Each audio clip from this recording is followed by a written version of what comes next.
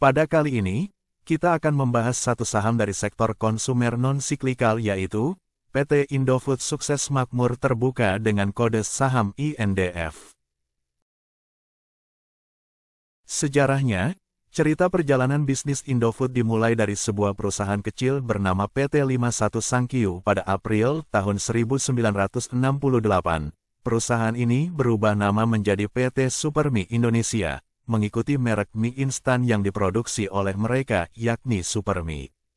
Di mana pertama kali memproduksi Supermie sebagai mie instan pertama di Indonesia mulai tahun 1969. Pada tahun 1970, muncul perusahaan baru bernama PT Sanmaru Food Manufacturing yang memproduksi mie instan dengan merek Indomie. Pada tahun 1990, muncul satu lagi perusahaan pesaing bernama PT Panganjaya Intikusuma. Di tahun yang sama pula, Salim Group mengambil alih seluruh saham Jangkar Jati Group, plus 51% saham PT Panganjaya Intikusuma. Dengan begitu, industri mie instan di Indonesia resmi dikuasai oleh satu nama, yakni PT Indofood. PT Panganjaya Intikusuma pada tanggal 5 Februari tahun 1994 berganti nama menjadi PT Indofood Sukses Makmur dan melantai di Bursa Efek Indonesia pada tanggal 14 Juli tahun 1994.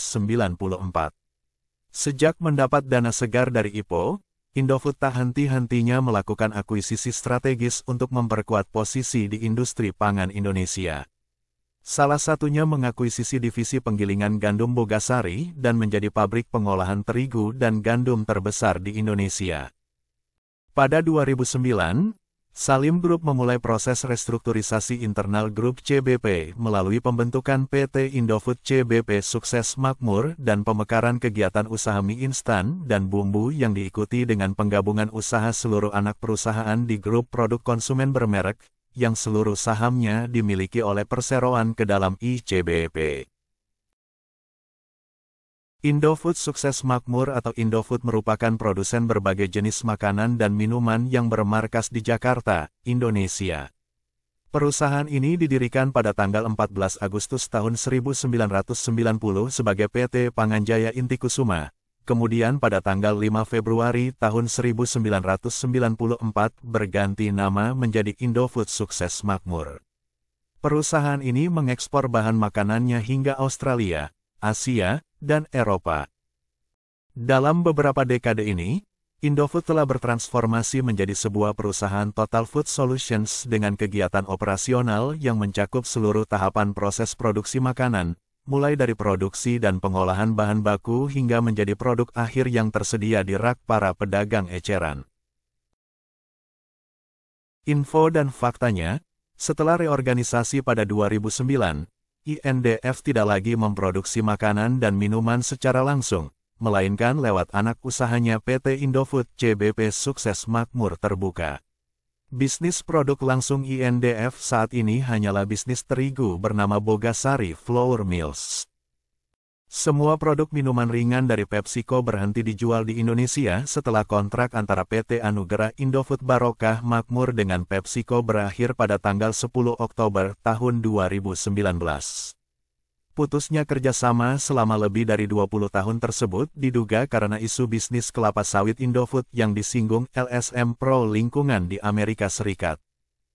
PT Indobiskuit Mandiri Makmur didirikan pada tanggal 25 Februari tahun 1993 sebagai perusahaan patungan antara Salim Group dan United Biskuit Inggris dengan saham 50% menggunakan nama PT Ubindo Aneka Biskuit. Produknya kemudian dikenal dengan nama Trends, Duetto, dan Wonderland.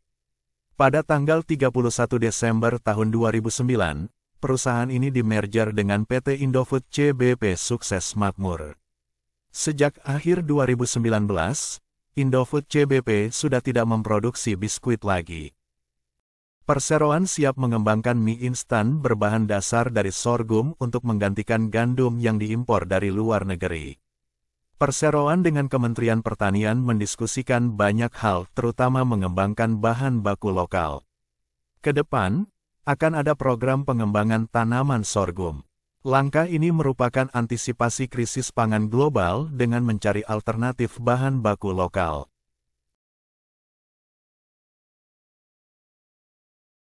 Berikut produk-produk yang dimiliki INDF. Pertama, Consumer Branded Product. Indofood CBP memiliki beberapa produk diantaranya mie instan yaitu Indomie, Supermie, Sarimi, Intermie.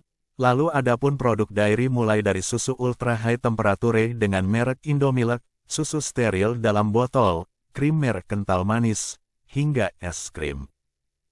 Yang kedua, Bogasari, di mana grup ini memproduksi berbagai macam tepung terigu dalam berbagai merek seperti kunci biru, cakra kembar, hingga segitiga biru. Selain itu, Bogasari juga dikenal sebagai produsen pasta terbesar di Asia Tenggara karena memproduksi pasta Bogasari dengan merek La Fonte. Dan ketiga, agribisnis. Indofood mengelola lebih dari 300.000 hektar perkebunan sawit dan memproduksi minyak nabati.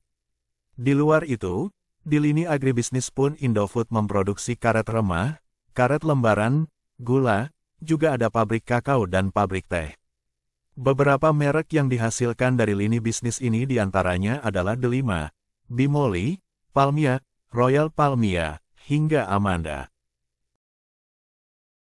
INDF tidak lagi memproduksi makanan dan minuman secara langsung, melainkan lewat anak usahanya PT Indofood CBP Sukses Makmur Terbuka.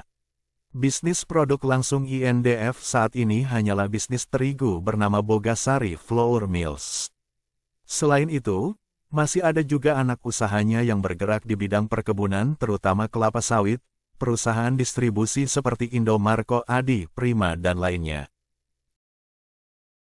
Indofood berkomitmen untuk hanya menyediakan produk yang aman dan bermutu bagi para konsumen dengan memastikan bahwa semua produk pangan aman untuk dikonsumsi dan telah diuji sesuai dengan peraturan, standar keamanan pangan nasional dan internasional serta halal.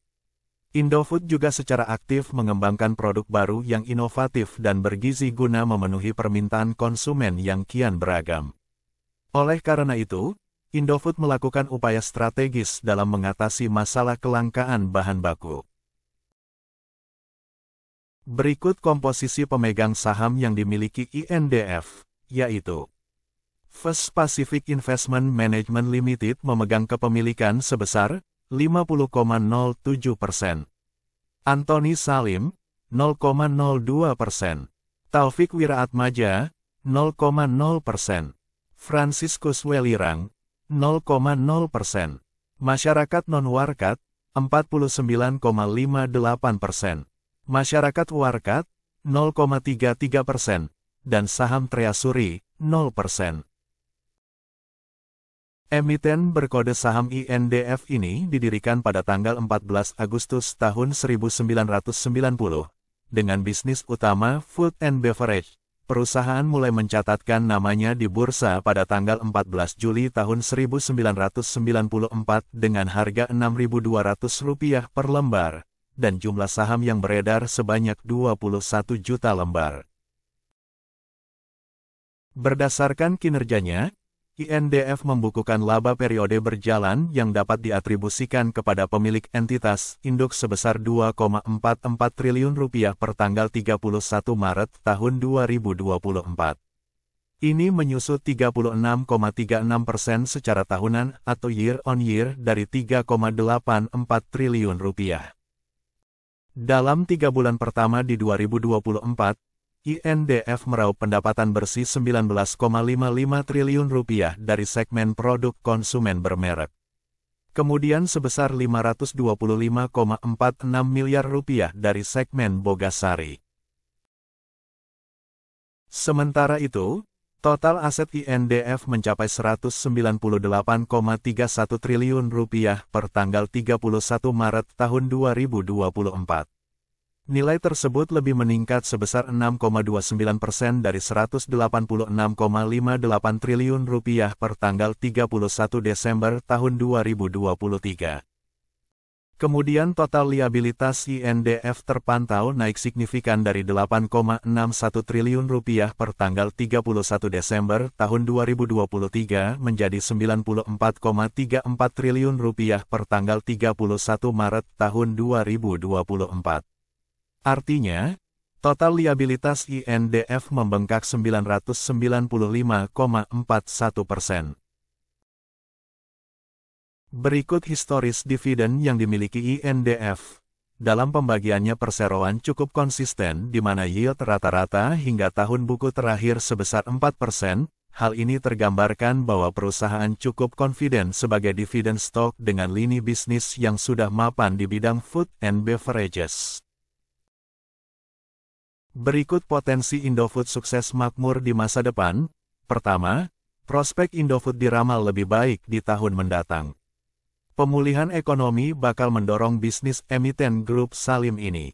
Harga bahan baku yang lebih rendah bakal mendukung pertumbuhan INDF di tahun ini. Pasalnya gandum untuk bahan baku pembuatan mie yang diolah ICBP ataupun kebutuhan untuk Bogasari, harganya terus melandai seiring berkurangnya tensi konflik Rusia dan Ukraina. Kedua, INDF memiliki anak usaha yang mendapatkan keuntungan langsung dari kenaikan harga komoditas. Kenaikan harga CPO dan kekuatan pasar domestik menjadi kontributor pendapatan INDF. Kontribusi pendapatan sektor perkebunan juga menjadi salah satu penopang pertumbuhan kinerja Indofood tertinggi sekitar Rp11,75 triliun.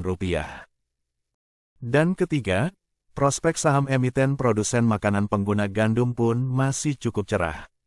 Selain didukung oleh perbaikan daya beli masyarakat, keberadaan tahun politik juga diyakini akan mendongkrak permintaan terhadap konsumsi makanan.